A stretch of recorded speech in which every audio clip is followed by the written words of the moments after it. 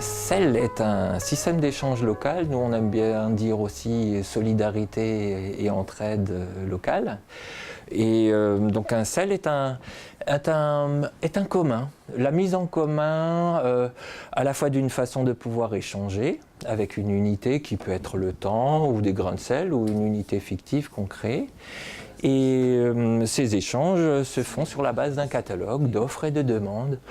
Dans un sel, c'est une grande différence avec les monnaies complémentaires locales. Il y a création monétaire par le service qui est créé ou par le bien qui est apporté au circuit économique. C'est une des grandes différences du sel par rapport aux monnaies complémentaires citoyennes. Et c'est autorisé dans la mesure où c'est effectivement des échanges qui sont très souvent à caractère sociaux, donc soit au sens de sociabilité.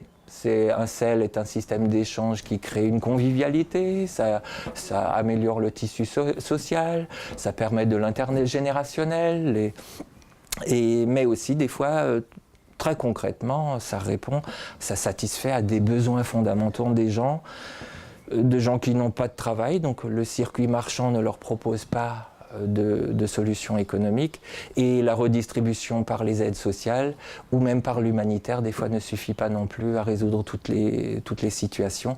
Et donc là, il y a une mise en place quand même d'une possibilité pour les gens de mettre en œuvre des sels localement, et c'est vraiment une très bonne chose, c'est un bon espace de liberté. Nous faisons partie ici du collectif Vallée de la Dolère en transition, et donc c'est une approche un peu pour mettre toutes les bonnes volontés qui sont locales ensemble, pour voir si on peut faire émerger des initiatives venant des idées des habitants de la vallée. C'est ça un peu le rôle de ce collectif. Et le sel, c'est venu assez rapidement aussi. On s'est rendu compte que les gens qui voulaient monter un jardin, ils avaient besoin de coups de main. Ou les gens qui sont en train de s'installer dans la vallée, connaissent pas encore grand monde, et pour eux c'est vraiment très important de se créer aussi un réseau de relations. Nous avons mis en place un site internet qui sera responsive, c'est-à-dire que tous les jeunes de plus de 14 ans, eux, sont surtout sur smartphone, et donc là ils vont pouvoir s'inscrire en ligne, proposer leurs offres, voir s'il y a des choses qui les intéressent dans le catalogue du sel directement sur leur smartphone. Donc ça c'est le travail qu'on a fait en amont. Les personnes qui sont chez elles sur internet aussi, ou qui ont un club d'informatique à proximité, vont pouvoir consulter le catalogue sur internet. C'est déjà le cas, il y a déjà une quinzaine de membres du collectif de la Vallée de la Dolère en transition qui sont inscrites. Alors actuellement, je propose des initiations à l'apiculture, je propose également des cours de soutien scolaire en français, mathématiques, informatique, en philosophie également. Donc voilà, principalement ça. Qu'est-ce que tu recherches ?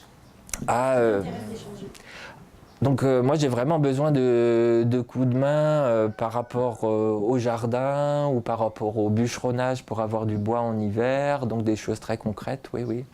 Moi ce que je propose c'est de l'initiation au jardinage, et donc de l'initiation à la cuisine, au bricolage aussi, à la garde d'enfants aussi, à l'initiation au dessin, faire du soutien scolaire aussi pour les petits-enfants.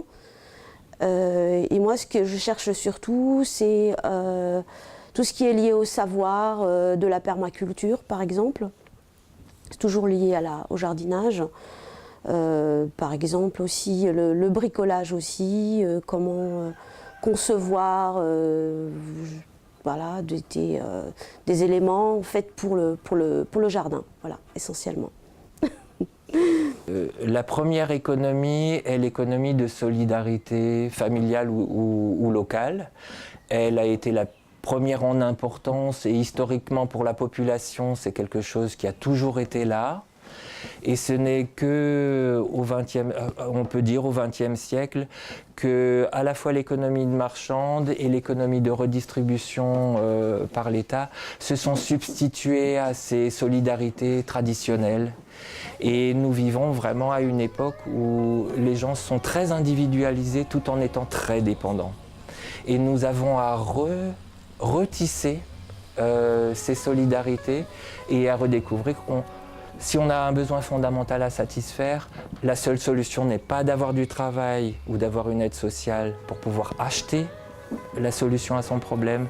Il y a aussi la bonne vieille solution de la solidarité où l'union fait la force, et quand on a un réseau d'êtres humains autour de soi qui sont attentifs et qui peuvent échanger avec nous et où nous on peut aussi offrir quelque chose, eh bien, bien des situations peuvent se résoudre très simplement et c'est vraiment quelque chose de très bien de recréer ça localement.